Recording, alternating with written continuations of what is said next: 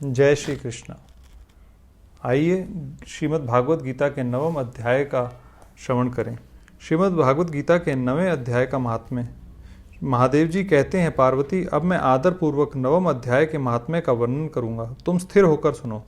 नर्मदा के तट पर महिष्मती नामक की एक नगरी है। वहाँ माधव नाम के एक ब्राह्मण रहते थे जो वेद वेदांग के तत्वज्ञ और समय समय पर आने वाले अतिथियों के प्रेमी थे। उन्होंने विद्या के द्वारा बहुत धन कमाकर एक महान यज्ञ का अनुष्ठान आरंभ किया। उस यज्ञ में बलि देने के लिए एक बकरा मंगाया गया। जब उसके शरीर की पूजा हो गई तब सबको आश्चर्य में डालते हुए उस बकरे ने हंसकर उच्च स्वर से कहा, ब्राह्मण, इन बहुत से यज्ञों द्वारा क्या लाभ है? इनका फल तो नष्ट हो जाने वाला है तथा ये जन्म, जरा और मृत्यु के भी कारण है। यह सब करने पर भी मेरी जो वर्तमान दशा है इसे देख लो। बकरे के इस अत्यंत कौतूहलजनक वचन को सुनकर यज्ञ मंडप में रहने वाले सभी लोग बहुत ही विस्मित हुए। तब वे यजमान ब्राह्मण हाथ जोड़कर अपलक नेत्रों से देखते हुए बकरे को प्रणाम करके श्रद्धा और आदर के साथ पूछने लगे। ब्राह्मण बोले, आप किस जाति के थे? आपका स्वभाव और आचरण कैसा था तथा किस कर्म से आपको बकरे की योनि प्राप्त हुई? यह सब मुझे बताइए। बकरा बोला, ब्राह्मण, मैं पूर्व जन्म में ब्राह्मणों के अत्यंत निर्मल कुल में उत्पन्न हुआ था। समस्त यज्ञों का अनुष्ठान करने वाला और वेद विद्या में प्रवीण था। एक दिन मेरी स्त्री ने भगवती दुर्गा की भक्ति से विनम्र होकर अपने बालक के रोग की शांति के लिए बलि देने के निमित्त मुझसे एक बकरा मांगा।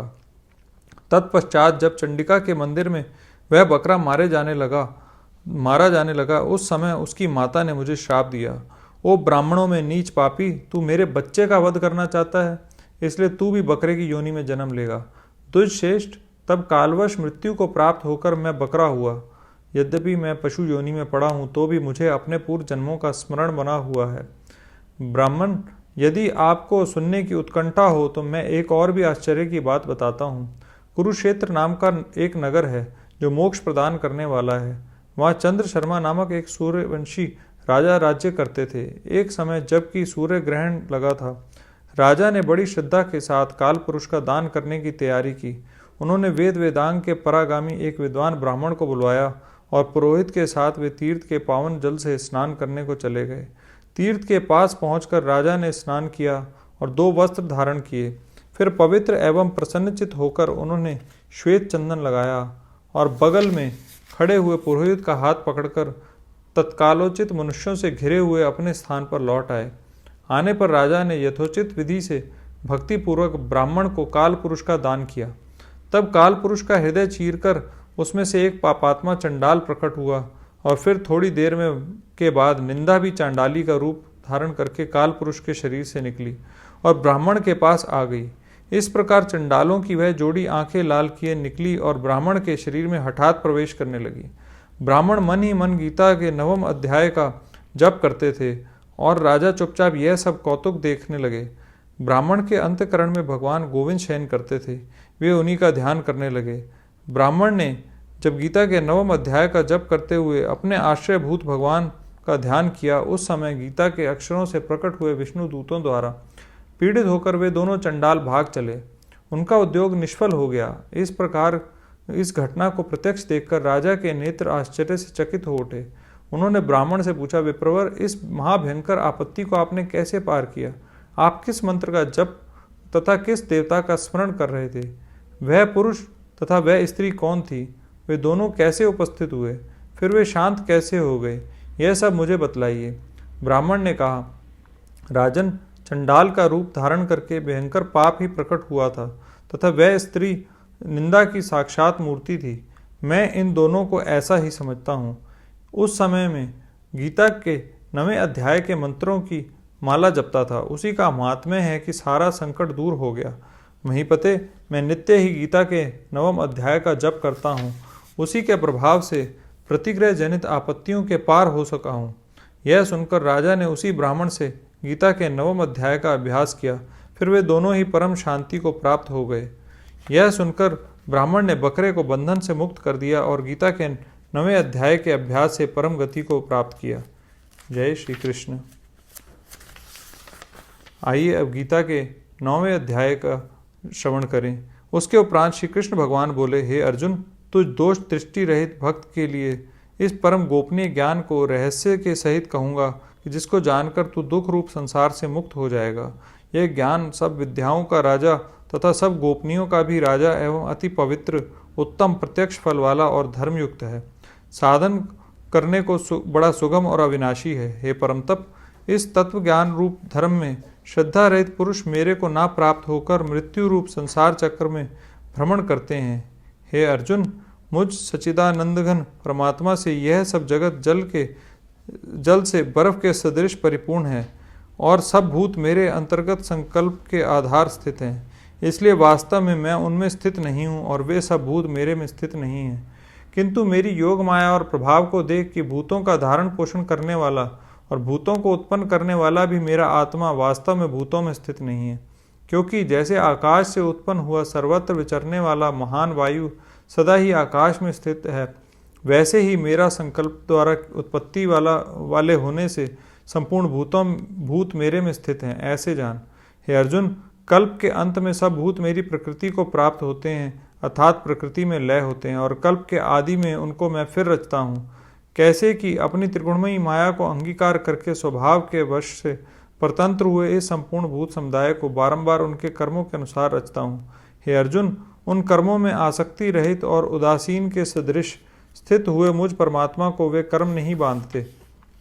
हे अर्जुन, मुझ अधिष्ठाता के सकाश से यह मेरी माया चराचर सहित सर्व जगत को रचती है, और इस ऊपर कहे हुए हेतु से ही यह संसार आवागमन रूप चक्र में घूमता है। ऐसा होने पर भी संपूर्ण भूतों के महान ईश्वर रूप मेरे परम भाव को ना जानने वाले मूढ़ लोग मनुष्य का शरीर धारण करने वाले मुझ परमात्मा को तुच्छ समझते हैं, अर्थात अपनी योग माया से संसार के उद्धार के लिए मनुष्य रूप में विचरते हुए को साधारण मनुष्य मानते हैं, जो कि वृथा आशा, वृथा कर्म और वृथा ज्ञान वाले अज्ञानी जन राक्षसों के और असुरों के जैसे मोहित करने वाले तामसी स्वभाव को ही धारण किए हुए हैं। परंतु हे कुंती पुत्र, दैवी प्रकृति के आश्रित हुए जो महात्मा जन हैं, वे तो मेरे को ही सब भूतों का सनातन कारण और नाश रहित अक्षर स्वरूप जानकर अनन्य मन से युक्त हुए निरंतर भजते हैं। वे दृढ़ निश्चय वाले भक्तजन निरंतर मेरे नाम और गुणों का कीर्तन करते हुए तथा मेरी प्राप्ति के लिए यत्न करते हुए और मेरे को बारंबार प्रणाम करते हुए सदा मेरे ध्यान में युक्त हुए अनन्य भक्ति से मुझे उपासते हैं।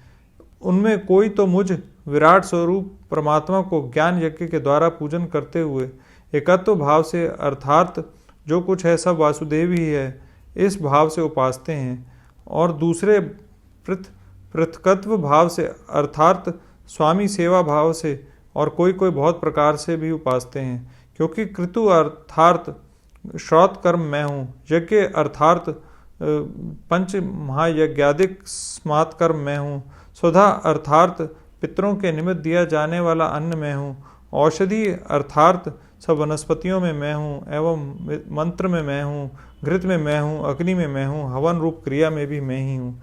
हे अर्जुन, मैं ही इस संपूर्ण जगत का धाता अर्थात धारण पोषण करने वाला तथा कर्मों के फल को देने वाला तथा पिता, माता और पितामह और जानने योग्य पवित्र ओंकार तथा ऋग्वेद, सामवेद और यजुर्वेद भी मैं ही हूँ। हे अर्जुन, सब प्राप्त होने तथा भरण पोषण करने वाला, सबका स्वामी, शुभाशुभ देखने वाला, सबका वासस्थान और शरण लेने योग्य तथा प्रति उपकार न चाहकर हित करने वाला, और उत्पत्ति प्रलय रूप तथा सबका आधार निधान और अविनाशी कारण भी मैं ही हूँ। मैं ही सूर्य रूप हुआ तपता हूँ तथा वर्षा को आकर्षण करता हूँ और वर्षाता हूँ। हे अर्जुन, मैं ही अमृत और मृत्यु एवं सत्य और असत्य भी सब कुछ मैं ही हूँ।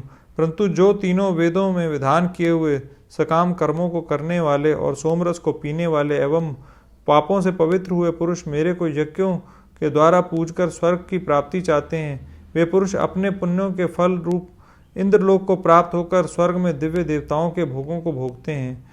वे उस विशाल स्वर्ग लोक को भोगकर पुण्य क्षीण होने पर मृत्यु लोक को प्राप्त होते हैं। इस प्रकार स्वर्ग के साधन रूप तीनों वेद में कहे हुए सकाम कर्मों के शरण हुए और भोगों की कामना वाले पुरुष बारंबार जाने आने को प्राप्त होते हैं, अर्थात पुण्य के प्रभाव से स्वर्ग में जाते हैं और पुण्य क्षीण होने से मृत्यु लोक में आते हैं। जो अनन्य भाव से मेरे में स्थित हुए भक्तजन मुझ परमेश्वर को निरंतर चिंतन करते हुए निष्काम भाव से भजते हैं, उन नित्य एक ही भाव से मेरे में स्थिति वाले पुरुषों का योगक्षेम मैं स्वयं प्राप्त कर देता हूँ। हे अर्जुन, यद्यपि श्रद्धा से युक्त हुए जो सकामी भक्त दूसरे देवताओं को पूजते हैं वे भी मेरे को ही पूजते हैं, किंतु उनका यह पूजन अवधि पूर्वक है, अर्थात अज्ञान पूर्वक है, क्योंकि संपूर्ण यज्ञों का भोक्ता और स्वामी भी मैं ही हूँ।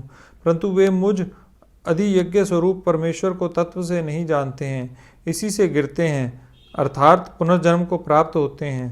कारण यह नियम है कि देवताओं को पूजने वाले देवताओं को प्राप्त होते हैं, पितरों को पूजने वाले पितरों को प्राप्त होते हैं, भूतों को पूजने वाले भूतों को प्राप्त होते हैं, और मेरे भक्त मेरे को ही प्राप्त होते हैं। इसलिए मेरे भक्तों का पुनर्जन्म नहीं होता। हे अर्जुन, मेरे पूजन में यह सुगमता भी है कि पत्र, पुष्प, फल, जल इत्यादि जो कोई भक्त मेरे लिए प्रेम से अर्पण करता है, उस शुद्ध बुद्धि निष्काम प्रेमी भक्त का प्रेम पूर्वक अर्पण किया हुआ वह पत्र पुष्पादिक में सगुण रूप से प्रकट होकर प्रीति सहित खाता हूँ।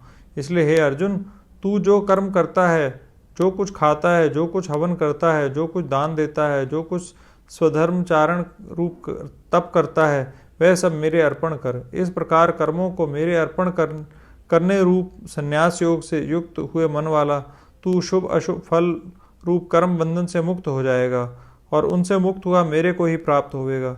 यद्यपि मैं सब भूतों में समभाव से व्यापक हूँ, ना कोई मेरा अप्रिय है ना प्रिय है, परंतु जो भक्त मेरे को प्रेम से भजते हैं वे मेरे में और मैं भी उनमें प्रत्यक्ष प्रकट हूँ। मेरी भक्ति का और भी प्रभाव सुन। यदि कोई अतिशय दुराचारी भी अनन्य भाव से मेरा भक्त हुआ मेरे को निरंतर भजता है, वह साधु ही मानने योग्य है, क्योंकि वह यथार्थ निश्चय वाला, अर्थात उसने भली प्रकार निश्चय कर लिया है कि परमेश्वर के भजन के समान अन्य कुछ भी नहीं है। इसलिए वह शीघ्र ही धर्मात्मा हो जाता है और सदा रहने वाली परम शांति को प्राप्त होता है। हे अर्जुन, तू निश्चय पूर्वक सत्य जान कि मेरा भक्त नष्ट नहीं होता, क्योंकि हे अर्जुन, स्त्री, वैश्य और शूद्रादिक तथा पाप योनि वाले भी जो कोई होवें वे भी मेरे शरण होकर तो परम गति को ही प्राप्त होते हैं।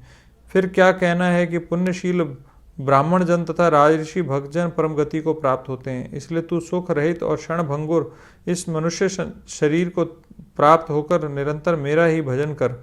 अर्थात मनुष्य शरीर बड़ा दुर्लभ है, परंतु है नाशवान और सुख रहित। इसलिए काल का भरोसा ना करके तथा अज्ञान से सुख रूप भासने वाले विषय भोगों में ना फंसकर निरंतर मेरा ही भजन कर।